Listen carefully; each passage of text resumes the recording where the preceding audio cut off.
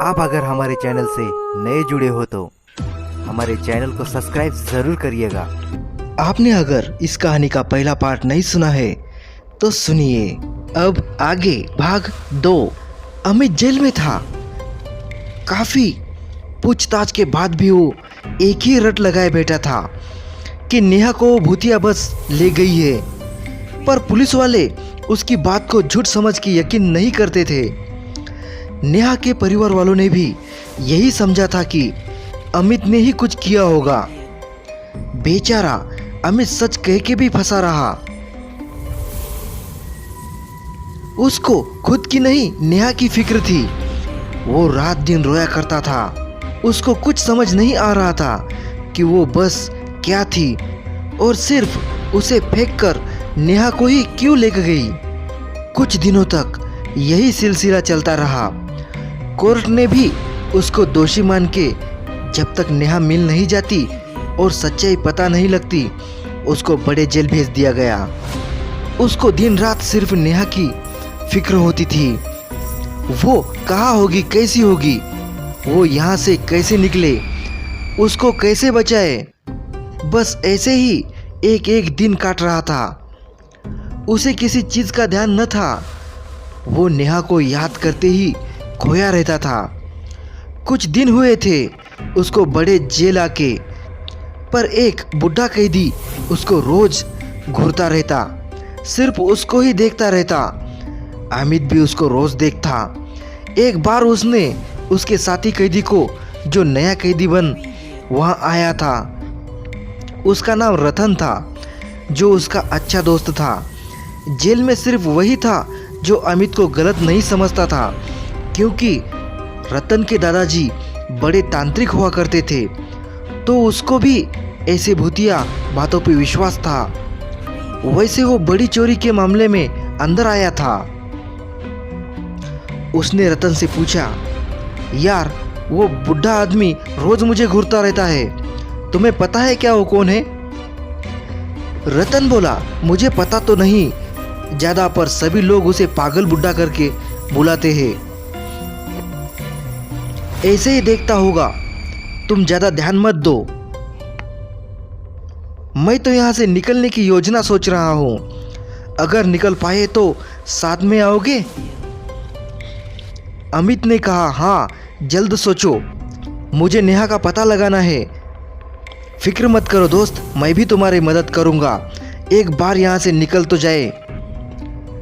एक दिन अमित ऐसे ही जेल से बाहर, जो कैदियों को थोड़ा घूमने के लिए वक्त दिया जाता है, जेल के थोड़े बड़े खुले हुए हिस्से में वहाँ अकेला बैठे नेहा के बारे में सोच रहा था। बाकी कैदी अपनी बातों में व्यस्त थे। तभी उसको पीछे से आवाज आई, तुमने भी वो बस देखी ना? अमित ने पीछे मुड़ के देखा। वही बुढ़ा आदमी वहां खड़ा था। अमित बोला, आपको कैसे पता? तभी सारे कैदी हंसने लगे।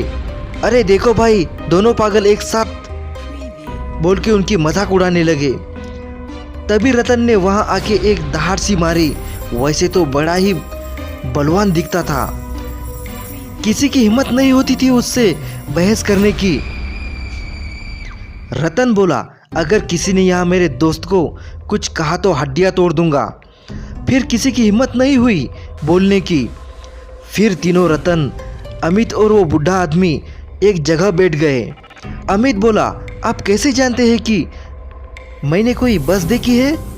उसने कहा, मैंने भी देखी है, बल्कि मैं तो अपनी प्यारी बच्ची और पत्नी को खोया है उस बस में। मेरी हिम्मत नहीं हो रही थी आपसे बात करने की, क्योंकि सारे कैदी मुझे बड़ा परेशान करते हैं। पर तुम्हारी हालत देख मुझे आज रहा ना गया। मुझे भी अपनी बेटी और पत्नी को मारने के इल्ज़ाम में ही जेल में डाला गया है। जब तक वो मिलेंगे नहीं तब तक मैं यही रहूँगा। 5 साल हो गए मुझे यहाँ। पता नहीं मैं उस दिन वहाँ से गया ही क्यों। अमित ने पूछा, आपके साथ क्या हुआ था बाबा? बेटा, मेरा नाम मोहन है। मैं पहले स्कूल का प्रिंसिपल हुआ करता था।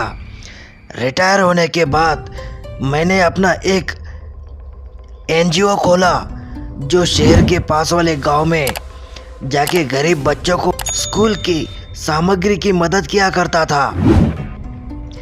इसमें मेरे साथ मेरी बेटी रोहिणी और पत्नी शांता भी मदद किया करते थे। एक बार हमें कोरपुर गांव में जाना था। गांव काफ़ी पिछड़ा था और वहाँ कई गरीब बच्चे थे। वो गांव उसी रास्ते पे करीब 50 किलोमीटर दूर स्थित था। उस रास्ते पे सिर्फ वही एक गांव आता है। जब हम गांव पहुंचे तो गांव की स्कूल की हालत बड़ी खराब थी। मेरी बेटी ने कहा, पापा क्यों ना कुछ दिन यहाँ रहकर इनकी और मदद की जाए और स्कूल को अच्छा बनाया जाए। मुझे उसका विचार पसंद आया तो हमने वही सरपंच जी की मदद से एक घर किराए पे ले लिया। सरपंच जी ने हमें कहा कि साहब कुछ भी हो जाए रात में यहाँ से कहीं ना जाए। यहाँ एक भूतिया बस घूमती है जो लोगों को अपने साथ हमेशा के लिए ले जाती है, तो रात में यहाँ से मत निकलना। मैं अपने मन में ही हंस दिया। मुझे लगा ये लोग थोड़े पुराने ज़माने के विचार रखते हैं। मैंने ठीक है कहकर बात पूरी कर ली। रात का समय था। अचानक मेरा मोबाइल बज उठा। मेरे छोटे भाई का फ़ोन था। उसने कहा कि उसकी पत्नी का बुरी तरह से एक्सीडेंट हो गया है, आप जल्द यहाँ आ जाए। हम तीनों रात में ही अपनी कार लिए शहर की ओर चल दिए। आगे रास्ते पे जाके मेरी कार खराब हो गई। तभी हमें वो बस पीछे से आती हुई दिखी। हमने उसे रोका। ड्राइवर का चेहरा अंधेरे में नहीं दिख रहा था, पर मैंने पूछा, ये बस कहाँ जा रही है? उसने कहा, पास के शहर जा रही है। हमारे लिए ये खुशी की बात थी कि हमें कम से कम बस तो मिली। इतनी रात को हम बस में चढ़ गए। वहाँ सिर्फ महिलाएं थी, घूंघट डाले हुए, सारी सो रही थी। हम भी जाके बैठ गए। बस थोड़ी आगे ही गई थी कि अचानक जैसे बस के अंदर तूफान आ गया हो, वैसे ही सारी लाइट जलने बुझने लगी। सारी महिलाएं जोर जोर से रोने लगी। हम तीनों बुरी तरह से डर गए। सारी महिलाओं के घूंघट उठते ही उनके भयानक चेहरे जो आज तक मैं भूल नहीं सकता, वो आगे मेरी बेटी और पत्नी को खींचने लगी। मैंने उनको रोकना चाहा, पर उन्होंने मुझे उठाकर बस के बाहर फेंक दिया। मैंने पुलिस को सारी सच्चाई बताई, पर उन्होंने मेरी बातें नहीं मानी और मुझ पे ही पहला शक करके मुझे अंदर डाल दिया। मैंने उनसे कहा कि जिस गांव में गया था उन गांव वालों को भी ये बात पता है, पर कोर्ट ने ये कहा कि ये सब बकवास बातें होती है। जब तक उनका पता नहीं लगता तुम जेल में ही रहोगे। अब तक मैं जेल में ही हूँ। मुझे जमानत भी नहीं मिली कि बाहर निकल के उनको ढूंढ सको। अमित ने पूछा, वो बस सिर्फ महिलाओं को ही क्यों लेके जाती है? बेटा, एक बार जेल में मुझसे एक आदमी मिलने आया था। उसने मुझे बताया था कि उसका नाम डॉक्टर विश्वजीत है। उसको उस भूतिया बस के बारे में सब कुछ पता है। उसने सिर्फ इतना बताया कि वो भूतिया बस महिलाओं को ही अपने साथ ले जाती है। कोई पुरुष अंदर गया तो उसको बाहर फेंक देती है। रतन ने पूछा, उसको ये सब कैसे पता था? पता नहीं, उसने कहा कि अगर आपको जमानत मिलेगी तो मैं आपकी मदद करूंगा। उसने मुझे एक कार्ड दिया था जिसमें उसका पता लिखा हुआ है, पर कमबख्त अब तक मुझे जमानत नहीं मिली।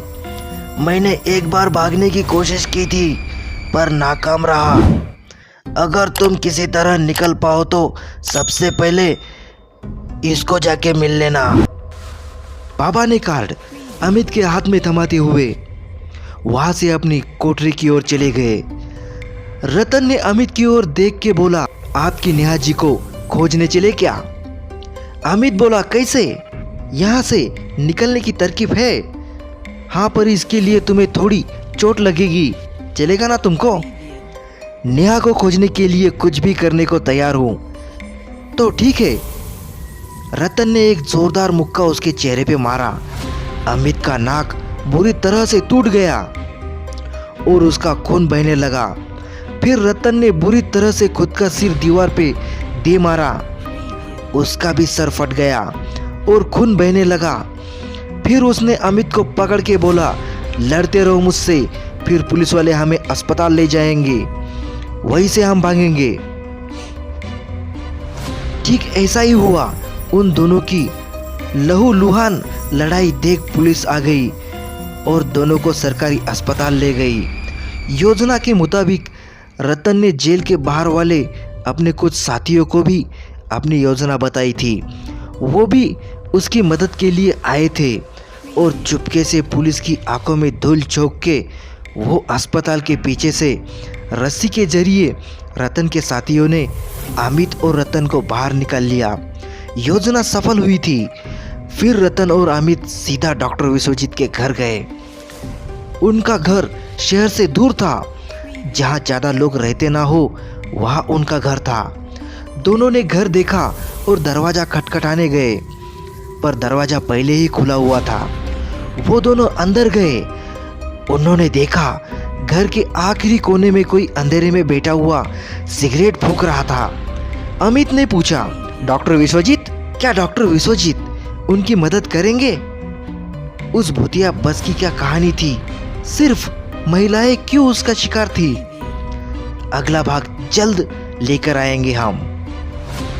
कहानी अच्छी लग रही है तो आपकी प्रतिक्रिया जरूर दें और अगला भाग आए ये आपको पता चले, इसलिए आपके अपने चैनल इसके द हॉरर स्टोरी को सब्सक्राइब जरूर करिए। ये कहानी आपको अच्छी लगी हो तो इससे भी डरावनी कहानी सुनने के लिए स्क्रीन पे जो वीडियो दिख रहा है उसमें से एक क्लिक कीजिए।